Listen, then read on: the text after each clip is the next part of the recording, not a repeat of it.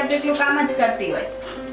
તારી જેમ અમે નોકર થોડી રાખ્યા છે, બધું કામ જાતે જ કરવું પડે, સમજી? હવે કામ વાળી છાની બની હેઠે પેજ કરી. અલી અત્યારે નવરાશ જ નથી, તું પછી આવજે ને, મારે અત્યારે કેટલું એ કામ પડ્યું છે. હવે છાની બની બેસ. હવે બહુ જબરી હો તું તો, જેમ જેમ મોટી થાય છે ને એમ બગડતી જાય છે તું. આ બગડવાની તો ઉંમર છે છાનું. જ્યારથી તું પેલા અંકિતના રવાડે ચડી છે ને ત્યારથી સાવ ફાટી ગઈ છે. મારે તને એક વાત કરવી છે એટલે હું ખાસ આવી છું, પણ આંટી તો ઘરે નથી ને? ના નથી, બોલ ને, શું વાત છે? અંકિત જોડે હું લગ્ન કરવા માંગુ છું અને એ વાત મેં મારા મમ્મીને કરી છે. મારા મમ્મી આજે મારા પપ્પાને વાત કરશે. અરે વાહ, શું વાત છે! તો તારું લફડું સક્સેસ ગયું. હું પણ તને એક ગુડ ન્યૂઝ આપવા માંગુ છું. મારા મમ્મીએ મારા માટે એક છોકરો જોયો છે. આવતા રવિવારે આવવાનો છે એ મને જોવા. અરે વાહ, કોણ છે અને શું નામ છે એનું? એ મને નથી ખબર યાર, આવે એટલે ખબર પડે. કેમ તારું મોઢું પડી ગયું? શું થયું? આપણે સાથે હસતા રમતા મોટા થઈ ગયા, હવે જુદા થવાનો સમય આવી ગયો. નાનપણથી આપણે સાથે ને સાથે જ રહ્યા છીએ, પણ લગ્ન નામની બલા આપણને જુદા કરી દેશે.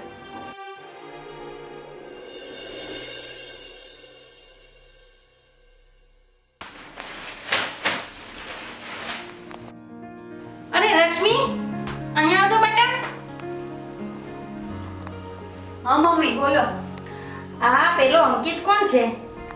કેવો છે? શું કરે છે?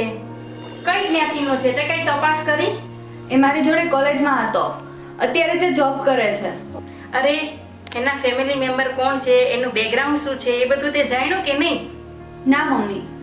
અરે આજકાલના છોકરાઓનું આ જ મોટું દુઃખ છે, જાણ્યા જોયા વગર બસ રિલેશન રાખી દે અને પાછળથી પછતાય. ઠીક છે ઠીક છે, હવે જા. આજે હું ને તારા પપ્પા છે ને અંકિતની ઘરે જવાના છીએ, એના ફેમિલીને ને એને મળવા, બરોબર? સારું મમ્મી. એ બહુ વાર લગાવી, શોપિંગ કરવાનું જઈશ. આવતી 10 મિનિટ. કેટલા વાગી ગયા પણ? બસ થોડી વાર જો.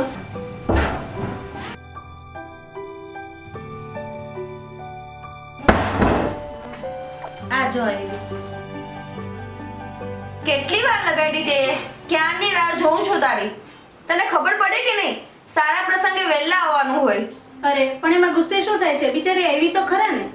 તમને ખબર નથી મમ્મી, આ જ્યાં સુધી બે મોઢાની સાંભળે નહીં ને ત્યાં સુધી એને ખાવા પણ નહીં ભાવે. રશ્મિ, શું થયું તને? કેમ રડે છે તું? તું ચાલી જઈશ પછી મને કોણ વળશે? તારી મીઠી કચકચ હું જેદી નથી સાંભળતી ને તેદી મારી સાંજ નથી થતી. એ બધું મનમાં નહીં લાવશો દીકરા, ગમે ત્યારે તમારે જુદા તો પડવાનું જ છે ને. આમ રડવા બેસે થોડો પાર આવે. છાની રહ્યો બંને અને જાઓ ખરીદી કરી આવો. આ શું લેવી છે થેલીમાં? મારા કપડાં લાવી છું, કાલે તારે પહેરવાના છે, મહેમાન આવે ને ત્યારે. મારી પાસે છે ઘણાય. ભલે હોય, મેં કીધું ને તારે આ કપડાં પહેરવાના જ છે. હું સ્વિટરલેન્ડ ગઈ હતી ને ત્યાંથી લાવી છું, બહુ ટોપ લાગીશ તું. સારું, હું કહી ચાલ આપણે બજાર જઈ આવીએ. હા ચાલ.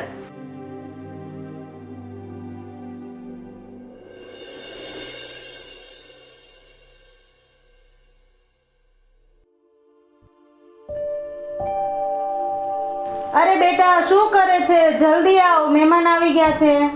હા આવીએ છીએ આંટી. અરે બેન, તૈયાર થવા દો ને. એમ પણ આપણને ક્યાં ઉતાવળ છે, અને એમ પણ છોકરીને તૈયાર થવા વાર તો લાગે જ ને.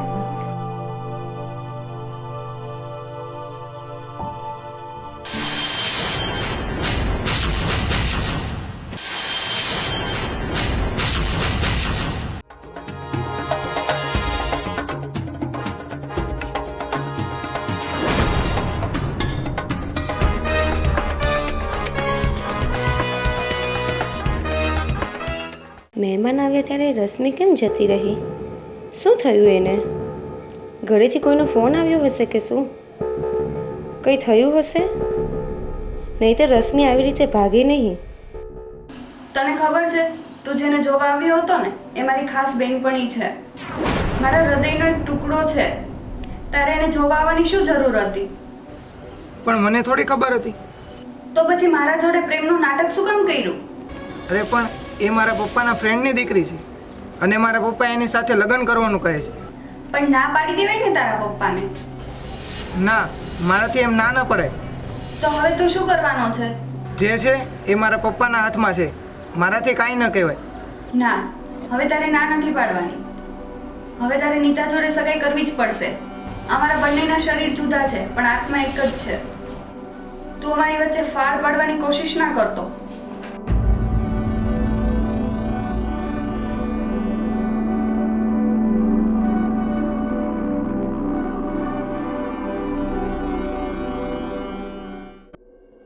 મમ્મી, જે છોકરો મને જોવા આવ્યો હતો ને એ મારી ફ્રેન્ડ સિયાનો બોયફ્રેન્ડ છે, એટલે હું એની સાથે લગ્ન નથી કરવા માંગતી. પણ તું પહેલા રશ્મિ જોડે વાત તો કરી લે. એ પણ ના પાડશે, તું પણ ના પાડીશ તો બંનેનું બગડશે. એ જે થવું હોય થાય, પણ તું ના પાડી દે. સારું, હું હમણાં જ મનસુખભાઈને ફોન કરીને ના પાડું છું.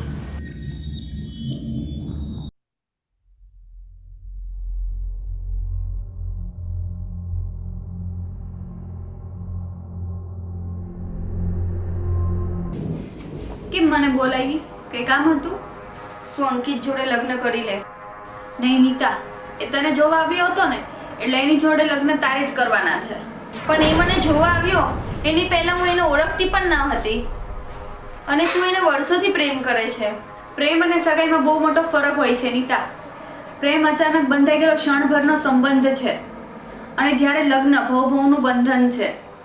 રશ્મિ, તને યાદ છે જ્યારે આપણે બે જમવા બેસતા ત્યારે મારી થાળીમાંથી હું એક રોટલી તારી થાળીમાં મૂકી દેતી હતી, અને જ્યારે મારી પેન્સિલ ખૂટવા લાગતી ત્યારે તું તારા કંપાસમાંથી મારામાં પેન્સિલ મૂકી દેતી હતી.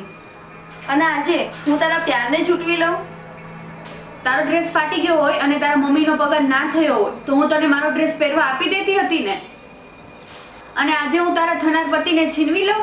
તું મારી વાત સમજતી કેમ નથી? મારે કંઈ સમજવું નથી અને હવે મારે કંઈ સાંભળવું પણ નથી. તારા લગ્ન અંકિત જોડે થશે એટલે થશે જ.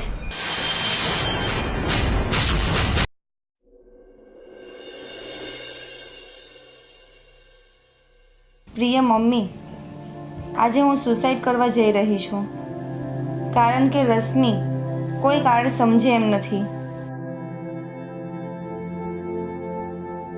પપ્પા, હું જાણું છું કે હું આ ખોટું પગલું ભરી રહી છું, પણ મારી પાસે એની સિવાય બીજો કોઈ રસ્તો ન હતો.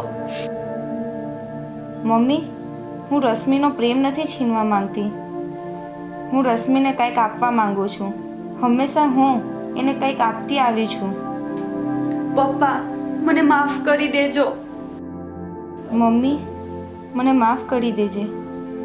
તારી પ્યારી ગુડ્ડી નીતા.